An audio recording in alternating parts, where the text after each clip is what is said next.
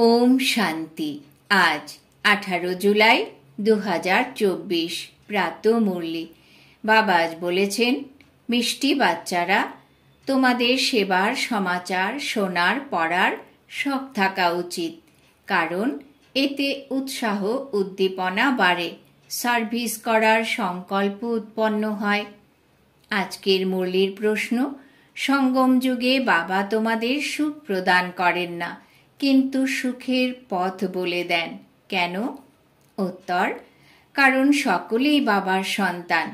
যদি এক সন্তানকে সুখ দেন, সেটাও তো ঠিক নয়। লৌকিক বাবার কাছ থেকে বাচ্চারা অবশ্যই তাদের ভাগ পায়। অসীম জগতের পিতা প্রাপ্তি বন্টন করেন না, সুখের পথ বলে দেন। যারা সেই পথে চলে, পুরুষার্থ করে, তারা উচ্চ পদ লাভ করে। বাচ্চাদের পুরুষার্থ করতে হবে, সবকিছুই নির্ভর করে পুরুষার্থের উপর। ওম শান্তি। বাচ্চারা জানে যে বাবা মুরলি বাজান, মুরলি সকলের কাছেই যায়, আর যারা মুরলি পড়ে সার্ভিস করে তাদের খবর ম্যাগাজিনে আসে। এখন যে বাচ্চারা ম্যাগাজিন পড়ে তারা সেন্টারের সেবার খবর জানতে পারবে। অমুক অমুক স্থানে এমন এমন সেবা হচ্ছে। যারা পড়বেই না তারা কোনো খবর জানতেও পারবে না, আর পুরুষার্থও করবে না। সার্ভিসের খবর শুনে মনে হয়, আমিও যদি এরকম সেবা করতে পারি। ম্যাগাজিন পড়ে জানা যায় আমাদের ভাই বোনেরা কত সেবা করছে। এ কথা তো বাচ্চারা বোঝে, যত সার্ভিস ততই উচ্চ পদের প্রাপ্তি। তাই ম্যাগাজিনও উৎসাহ প্রদান করে সার্ভিস করার জন্য। ম্যাগাজিন এমনি তৈরি হয় না, অপ্রয়োজনীয় তারাই মনে করে যারা নিজেরা পড়ে না। কেউ বলে আমাদের অক্ষর জ্ঞান নেই। আরে রামায়ণ, ভাগবত গীতা ইত্যাদি শোনার জন্য যাও, এও শোনা উচিত। তা না হলে সার্ভিসে উৎসাহ বৃদ্ধি পাবে না। অমুক স্থানে এই সেবা হয়েছে। যদি শখ থাকে তবে কাউকে বলো যে সে পড়ে শুনিয়ে দিক। অনেক সেন্টারে এমনও অনেক রয়েছে যারা ম্যাগাজিন পড়েই না। অনেকেই আছে যাদের তো সার্ভিসের কোনো নাম নিশানি থাকে না, তাহলে পদও তেমনই পাবে। এ কথা তো বোঝে যে রাজধানী স্থাপিত হচ্ছে, তাতে যে যতটা পরিশ্রম করবে ততটাই উচ্চ পদ লাভ করবে। পড়ায় মনোযোগ না দিলে ফেল হয়ে যাবে। সব কিছুই নির্ভর করে এই সময়ের পড়ার ওপর। যতই পড়বে আর পড়াবে ততই নিজেরই লাভ হবে। এমন অনেক বাচ্চারাই রয়েছে যাদের ম্যাগাজিন পড়ার কথা মনেও আসে না। তারা পাই পয়সার পদ প্রাপ্ত করে। ওখানে অর্থাৎ স্বর্গে এ কথা মনেও থাকবে না যে এ পুরুষার্থ করেনি তাই এই পদ পেয়েছে। না, এখানেই কর্ম বিকর্মের সব কথা বুদ্ধিতে আসে। কল্পের সঙ্গম যুগেই বাবা বোঝান। যারা বোঝে না তারা তো প্রস্তর বুদ্ধি সম্পন্ন। তোমরাও বোঝো যে আমরা তুচ্ছ বুদ্ধি সম্পন্ন ছিলাম, তাতেও আবার পার্সেন্টেজ থাকে। বাবা বাচ্চাদের বোঝাতে থাকেন, এখন কলিযুগ, এখানে দুঃখ অসীম। দুঃখ এমন এমন রয়েছে, যারা সেন্সিবল হবে তারা ঝট করে বুঝে যাবে যে এ তো ঠিক কথা।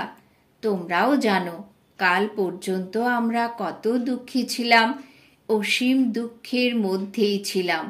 এখন আবার অসীম সুখের মধ্যে যাচ্ছি।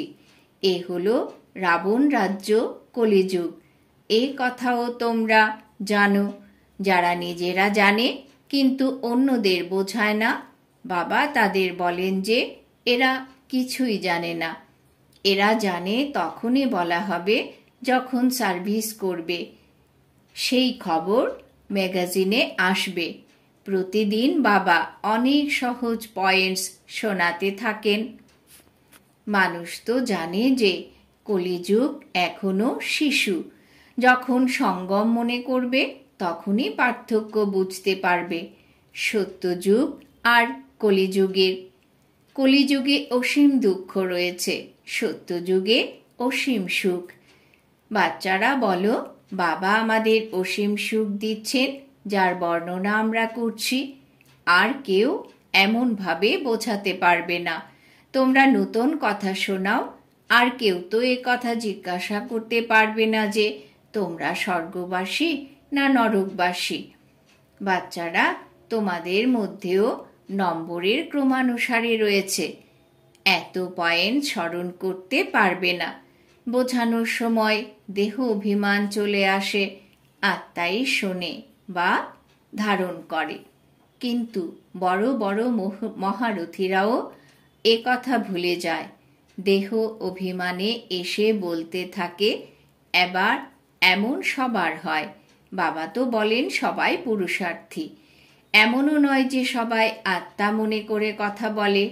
না, বাবা আত্মা মনে করে জ্ঞান প্রদান করেন। বাকি যারা ভাই ভাই তারা পুরুষার্থ করছে।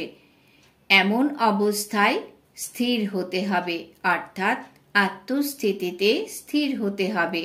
তাই বাচ্চাদেরও বুঝতে হবে কলিযুগে তো অসীম দুঃখ, সত্যযুগে অসীম সুখ। এখন সঙ্গম যুগ চলছেন। বাবা পথ বলে দেন। এমন নয় যে বাবা সুখ দেন, তিনি সুখের পথ বলে দেন। রাবণও দুঃখ দেয় না, দুঃখের অর্থাৎ উল্টো পথ বলে দেয়। বাবা না দুঃখ দেন না সুখ দেন, সুখের পথ বলে দেন। তাই যে যত পুরুষার্থ করবে ততই সুখ পাবে। তিনি সুখ দেন না, বাবার শ্রীমতে চলে সুখ পায়। বাবা তো শুধু রাস্তা বলে দেন। রাবণের থেকে দুঃখের পথের খোঁজ পাওয়া যায়। যদি বাবাই দেন তাহলে সকলেরই একই রকমের উত্তরাধিকার পাওয়া উচিত। যেমন লৌকিক পিতাও তার উত্তরাধিকার বন্টন করেন, এখানে তো যে যেমন পুরুষার্থ করবে তেমন। বাবা তো অতি সহজ পথ বলে দেন। এই রূপ করলে তবেই উচ্চ পদ লাভ করবে। বাচ্চাদের পুরুষার্থ করতে হয় যেন আমরা সর্বাপেক্ষা উচ্চ পদ লাভ করি। তার জন্য পড়তে হবে। আবার এমনও নয় যে উচ্চ পদ পাবে, ও উচ্চ পদ পাবে আর আমি বসে থাকব। না, সর্বপ্রথমে পুরুষার্থ। ড্রামা অনুসারে পুরুষার্থ অবশ্যই করতে হবে। কেউ তীব্র পুরুষার্থ করে, কেউ কম। সর্বপ্রাপ্তি পুরুষার্থের ওপরেই। বাবা তো পথ বলে দেন, আমাকে স্মরণ করো। যত স্মরণ করবে ততই বিকর্ম বিনাশ হবে। ড্রামার ওপরেই সব কিছু ছাড়তে হবে। এ হলো বোঝার মতো বিষয়। ওয়ার্ল্ডের হিস্ট্রি, জিওগ্রাফি রিপিট হয়। তাই যে পার্ট পূর্বে প্লে করেছি সেটাই পুনরায় প্লে করতে হবে। সব ধর্মই পুনরায় সময় অনুসারে আসবে। মনে করো খ্রিস্টানরা এখন 100 কোটি। পুনরায় এতজনই তাদের ভূমিকা পালন করতে আসবে। না আত্মার বিনাশ হয়, না তার পার্টের কখনো বিনাশ হতে পারে। এ হলো বোঝার মতো বিষয়। যে বুঝতে পারবে সে বোঝাতেও পারবে। জ্ঞান ধন দান করলে ধন কখনো কমে যায় না, ধারণা হতে থাকবে। অন্যদেরকেও ধনবান তৈরি করতে থাকবে। কিন্তু ভাগ্যে না থাকলে নিজেকে দুর্ভাগ্যশালী মনে করবে। টিচার বলবে যে তোমরা বোঝাতে না পারলে তো তোমাদের ভাগ্যে কম পদ প্রাপ্তি রয়েছে। ভাগ্যে না থাকলে পুরুষার্থ কি করতে পারবে? এ হলো অসীম জগতের পাঠশালা। প্রত্যেক টিচারের নিজস্ব পড়াশোনার সাবজেক্ট হয়। বাবার পড়ানোর কায়দা তো বাবাই জানেন, আর বাচ্চারা তোমরা জানো, আর কেউ জানতে পারে না। বাচ্চারা তোমরা কত প্রচেষ্টা করো, তবু কেউ কেউ বোঝে, বুদ্ধিতে বসেই না। যত সমীপে যেতে থাকবে দেখতে পারবে যে ততই সমঝদার হয়ে যাচ্ছ। এখন মিউজিয়াম, আধ্যাত্মিক কলেজ ইত্যাদি খোলো। তোমাদের এই নামই তো সবচেয়ে বিচিত্র, আধ্যাত্মিক বিশ্ববিদ্যালয়। গভর্নমেন্টও দেখবে। বলো, তোমাদের হলো স্থূল বিশ্ববিদ্যালয় আর এ হলো আধ্যাত্মিক। আত্মা পরে, আত্মিক পিতা একবারই এসে সমগ্র 84 চক্রের পড়া তার আত্মারূপী সন্তানদের পড়ান। তোমরা ফিল্মে দেখবে যে তা 3 ঘন্টা অন্তর অন্তর হুবহু রিপিট হবে। এও 5000 বছরের চক্র, যা হুবহু রিপিট হয়। বাচ্চারা, এ শুধু তোমরাই জানো। ভক্তিতে ওরা শুধু শাস্ত্রকেই সঠিক বলে মনে করে। তোমাদের কোনো শাস্ত্র নেই, বাবা বসে বোঝান। বাবা কি কোনো শাস্ত্র পড়েছেন? ভক্তি মার্গের লোকেরা তো গীতা পাঠ করে শোনায়। পড়াশোনা করে তো আর মায়ের পেট থেকে বেরোবে না। পড়ানোর পাঠ হলো অসীম জগতের পিতার। নিজের পরিচয় দেন। দুনিয়া তো জানেই না, গাওয়াও হয়, বাবা জ্ঞানের সাগর। কৃষ্ণের উদ্দেশ্যে কথা বলা হয় না যে তিনি জ্ঞানের সাগর। এই লক্ষ্মী নারায়ণও কি জ্ঞানের সাগর? না, এও বিস্ময়কর। আমরা ব্রাহ্মণরাই শ্রীমত অনুসারে এই জ্ঞান শোনাই। তোমরাও জানো যে সেই অর্থে আমরা ব্রাহ্মণরাই হলাম প্রজাপিতা ব্রহ্মার সন্তান। অনেকবার এমন হয়েছি, পুনরায় হব। মানুষের বুদ্ধিতে যখন প্রবেশ করবে তখন তারা মানবে। তোমরাই কেবল জানো যে প্রতি কল্পে আমরাই প্রজাপিতা ব্রহ্মার দত্তক সন্তান হই। যারা বোঝে তারা নিশ্চয় বুদ্ধি হয়ে যায়। ব্রাহ্মণ না হলে দেবতা হবে কিভাবে? প্রত্যেকের বুদ্ধিতেই এটি রয়েছে। স্কুলেও এমন হয়, কেউ স্কলারশিপ পায়, কেউ আবার ফেলও করে। পুনরায় নতুন করে পড়তে হয়। বাবা বলেন যে বিকারে পতিত হলে সব উপার্জনই নষ্ট হয়ে যায়, আর পুনরায় বুদ্ধিতেও বসে না। তখন ভেতরে ভেতরে দংশন হতে থাকবে। তোমরা জানো যে এই জন্মে যা পাপ করেছি সে তো সকলেই জানে, কিন্তু পূর্ব জন্মে কি করেছি তা তো স্মরণে নেই। অবশ্যই পাপ করেছি। যারা পুণ্যাত্মা ছিল তারাই পাপ আত্মা হয়ে গেছে। সব হিসেব নিকেশ বাবা বসে বোঝান। অনেক বাচ্চারা আবার ভুলেও যায়, পড়ে না।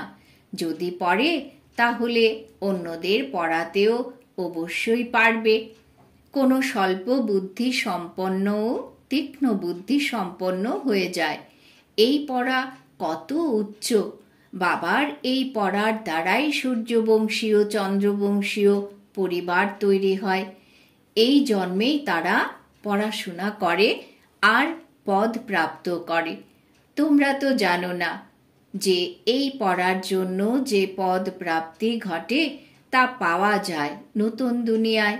নতুন দুনিয়া আর অতি দূরে নয়। যেমন বস্ত্র বদল করা হয়, তেমনি পুরনো দুনিয়াকে ছেড়ে যেতে হবে নতুন দুনিয়ায়। বিনাশও অবশ্যই হবে। এখন তোমরা নতুন দুনিয়ার জন্য তৈরি হচ্ছ। এই পুরনো শরীর পুনরায় ছেড়ে যেতে হবে। নম্বরের ক্রমানুসারে রাজধানী স্থাপিত হচ্ছে। যারা ভালোভাবে পড়বে তারাই প্রথমে স্বর্গে আসবে, বাকিরা পরে আসবে। তারা কি স্বর্গে আসতে সমর্থ হবে? না, হবে না। স্বর্গে যারা দাস দাসী হবে তারাও হৃদয়ে বসে থাকবে।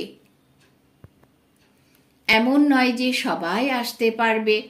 এখন আধ্যাত্মিক কলেজ ইত্যাদি খুলতে থাকে। সকলেই এসে পুরুষার্থ করবে। যারা পড়াশোনায় তীক্ষ্ণ হবে তারা এগিয়ে যেতে পারবে, তারা উচ্চ পদ লাভ করবে।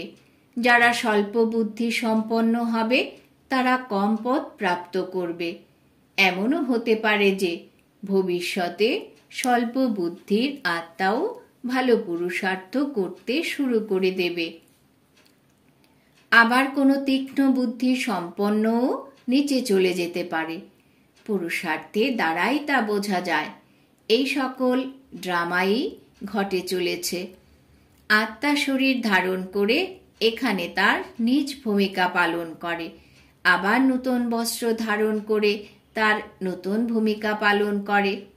কখন যে কি হয়ে যায়, সংস্কার আত্মায় থাকে। বাইরে তো এতটুকু জ্ঞান কারুর কাছে নেই। বাবা যখন এসে পড়ান তখনই জ্ঞান প্রাপ্ত হয়। টিচারই নেই, তাহলে জ্ঞান কোথা থেকে আসবে? ওরা হলো ভক্ত। ভক্তিতে তো অসীম দুঃখ।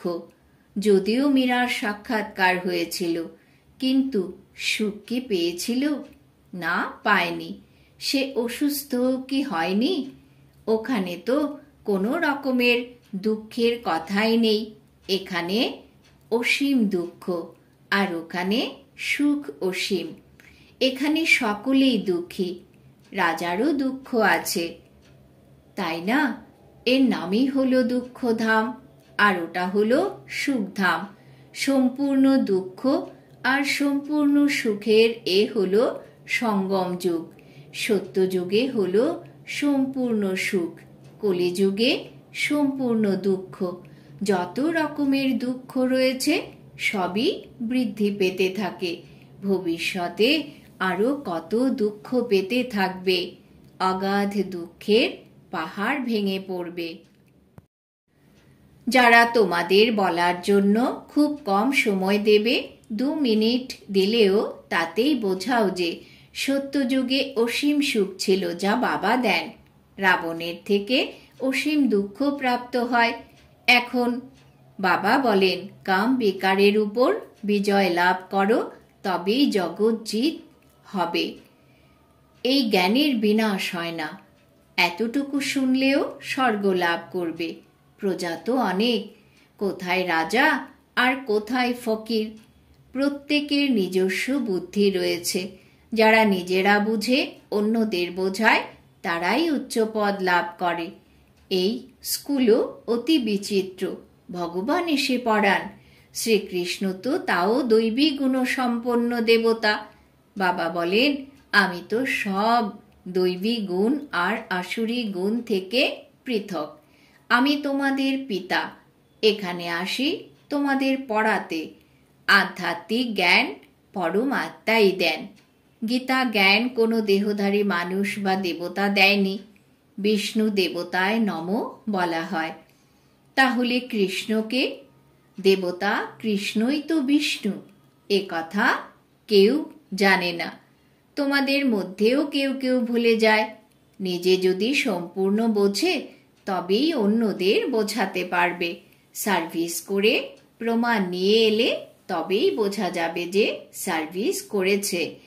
তাই বাবা বলেন লম্বা চওড়া সমাচার লিখো না। ওই অমুকে আসবে এভাবে বলে গেছে, এইসব লেখার প্রয়োজনই নেই। সংক্ষেপে লিখতে হয়। দেখো যখন এসেছে থাকবে কি? সে যখন জ্ঞান বুঝবে আর সেবা করতে শুরু করবে তখন বাবাকে লেখো। কেউ কেউ সমাচার লেখে শুধু ফর শো। বাবা সব কিছুর রেজাল্ট দেখতে চান। এমনিতে তো অনেকেই বাবার কাছে আসে, পরে চলেও যায়। এতে কি লাভ হয়? তাদের বাবা কি করবে? এতে না তাদের লাভ না তোমাদের। এতে তোমাদের মিশন তো বৃদ্ধি লাভ করে না। আচ্ছা, মিষ্টি মিষ্টি হারানিধি বাচ্চাদের প্রতি মাতা পিতা বাপ দাদার স্মরণের স্নেহ সুমন আর সুপ্রভাত। আত্মাদের পিতা তার আত্মারূপী বাচ্চাদেরকে জানাচ্ছেন নমস্কার। আমরা আত্মারূপী বাচ্চারা আমাদের মাতা পিতা বাপ দাদাকেও জানাই স্মরণের স্নেহ সুমন সুপ্রভাত নমস্কার। ধারণার জন্যে মুখ্য সার। 1 নম্বর, কোনো বিষয়েই অসহায় বোধ করবে না। নিজের মধ্যে জ্ঞানকে ধারণ করে তা দান করতে হবে। অন্যদের ভাগ্যকেও জাগাতে হবে। 2 নম্বর, কারোর সাথে কথা বলার সময় নিজেকে আত্মা নিশ্চয় করে আত্মার সঙ্গে কথা বলতে হবে। এতটুকু দেহ অভিমান যেন না আসে। বাবার কাছ থেকে যে অসীম সুখ প্রাপ্ত করেছ সেই সব অন্যদেরকে বন্টন করতে হবে। বরদান। বাবা আজ বরদান দিয়েছেন, হৃদয় আর বুদ্ধি এই দুয়ের ব্যালেন্স রেখে সেবা করে সদা সফলতা মূর্তি ভব। হৃদয় আর বুদ্ধি এই দুয়ের ব্যালেন্স রেখে সেবা করে সফলতা মূর্তি ভব। ব্যাখ্যা: কখনো কখনো বাচ্চারা সেবাতে কেবল বুদ্ধি ইউজ করে, কিন্তু হৃদয় আর বুদ্ধি এই দুটি দিয়ে সেবা করো, তাহলে সেবাতে সফলতা মূর্তি হয়ে যাবে। যারা কেবল বুদ্ধি দিয়ে সেবা করে তাদের বুদ্ধিতে অল্প সময়ের জন্য বাবার স্মরণ থাকে যে হ্যাঁ বাবাই করাচ্ছেন, কিন্তু কিছু সময় পরে পুনরায় সেই আমিত্বভাব এসে যায়। আর যে হৃদয় থেকে সেবা করে তার হৃদয়ে বাবার স্মরণ সদাই থাকে। হৃদয় থেকে সেবা করলে তার ফল অবশ্যই প্রাপ্ত হবে। আর যদি দুইয়ের ব্যালেন্স থাকে তাহলে সদাই সফলতা হতে থাকবে। স্লোগান: অসীম জগতে থাকো, তাহলে পার্থিব জগতের কথা স্বভাবতই সমাপ্ত হয়ে যাবে। অসীম জগতে থাকো, তাহলে পার্থিব জগতের সকল কথা স্বভাবতই সমাপ্ত হয়ে যাবে। আজকের সমান আমি সফলতা মূর্ত আত্মা। ওম শান্তি।